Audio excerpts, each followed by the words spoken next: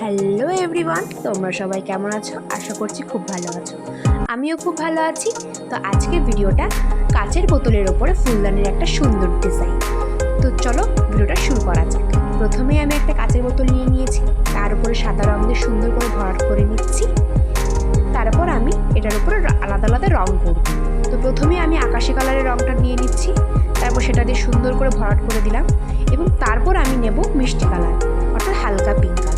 তারপর সেটাকে সুন্দর করে রাউন্ড শেপ দিয়ে সুন্দর করে একটা রাউন্ড করে নিলাম এবং তারপর দেব হালকা হলুদ কালার। তো সেই হলুদ কালার দিয়েও আমার ভরাট করে নিয়েছি। এটা অনেকটা দেখতে হবে রামধনুর মতো, দেখতে অনেকটাই অসাধারণ লাগবে।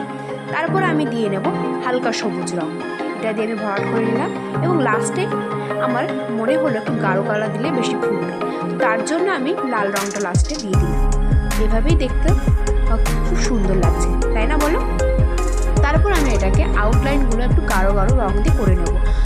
তোমরা দেখবে হালকার নিচে যদি তার গাঢ় রঙটা হয়, অর্থাৎ দেখো নীল রঙ আছে, হালকা আকাশি রঙ যেটা বলি, তার নিচে যদি তার থেকে একটু গাঢ় নীল দেওয়া হয়, বর্ডারগুলো করা হয়, তাহলে খুব সুন্দর ফুটবে। এইভাবে আমি প্রত্যেকটা এইভাবে করলাম। তো তারপর গ্রিনটায় আমি দিলাম গাঢ় সবুজ এবং লালটায় দিলাম আমি গাঢ় নীল। দেখতে কিন্তু অসাধারণ লাগছে, তাই না বলো?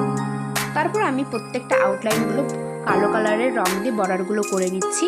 প্রথমে নীলটার উপরেও কালো কালারের রঙ দিয়ে বর্ডারগুলো করে নিচ্ছি এবং তার উপরে আমি ডিজাইন করব। এই ডিজাইনটা অনেকটা সূক্ষ্ম এবং হাতের কলকার ডিজাইন, সেটা আমি কালো কালার দিয়ে করে নিলাম সমস্তটা। তারপর আমি লালটার উপরেও ঠিক সেমভাবেও একই প্রসেসে ওই রকম বর্ডারগুলো করে নেব। তো এখানে আমার নীল রঙের উপরে কলকাতা ডিজাইন করাটা কমপ্লিট এবং লালটায় আমি সেই একই প্রসেসেই করব। এটাই আমি আউটলাইনগুলো সুন্দর করে ড্র করে নিচ্ছি এবং তার উপরে একটা জিলেপি আকারের ডিজাইন দিয়ে নেব এবং এটা দেখতে দেখো কি সুন্দর লাগছে। তো এইভাবে এক একটা করে প্রত্যেকটাই আমি কমপ্লিট করে নিলাম।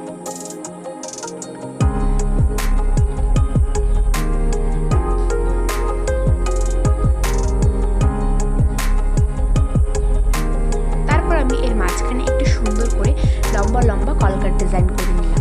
দেখো একটা অনেকটা ভরাট লাগছে, দেখতেও অনেক সুন্দর লাগছে। তারপর হলুদটা আমি একইভাবে বর্ডারগুলো করে নিলাম। তারপর এটাই আমি ডিফারেন্স এক একটাই আলাদা আলাদা নকশা দেবো, কারণ দেখতেও দেখবে অসাধারণ লাগছে। এই নকশাটা অনেকেই তোমরা দেখবে, মানে যারা ইতিহাসে যেরকম কি বলবো একটা পুরাতন ভাব যে ডিজাইনগুলো, এই ডিজাইনগুলো আমি করে নিচ্ছি। আমার ডিজাইনটা খুবই ভালো লাগে, তাই ভাবলাম এটা একটু এরকম ডিজাইন করা যায়। তো যাই হোক, এই ডিজাইনটা আমি করে ফেললাম। তারপর ঠিক একই প্রসেসে আমি সেই সবুজ কালারের ওইখানটায় কালো কালার দিয়ে সুন্দর করে আউটলাইন করে নিচ্ছি। তারপর একটা নিমকি শেপে দিয়ে সেই ডিজাইনগুলো করে নিচ্ছি।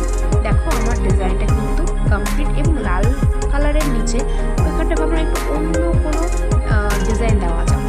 তো যাই হোক, তারপরে কিন্তু লালটার ওপরে আমি এবড়ো খেবড়ো সুন্দর করে নিচ্ছি। এবার দেখো সবুজটা ওখানে কিন্তু একটু ফাঁকা ফাঁকা লাগবে, তাই না বলো? তাই আমি ভাবলাম একটু ডট দিলে হয়তো একটু ভরাট লাগবে, তাই ডট দিয়ে সুন্দর করে ডিজাইনটা করে ফেললাম। লালটাও সেখানটায় একই প্রসেসে ওরকম ডট করে দিয়ে নিলাম। তো ভিডিওটা আজকে এখানেই শেষ করছি। তো কেমন হয়েছে তোমরা অবশ্যই কমেন্টে জানিও, আমার তো খুব ভালো লেগেছে। তো যাই হোক, যদি ভিডিওটা ভালো লেগে থাকে তাহলে অবশ্যই একটা লাইক সাবস্ক্রাইব করে দিও এবং যদি কোথাও ভুল হয়ে থাকে অবশ্যই ক্ষমা করে দিও। তো আজকের ভিডিওটা এখানেই শেষ করছি। টাটা।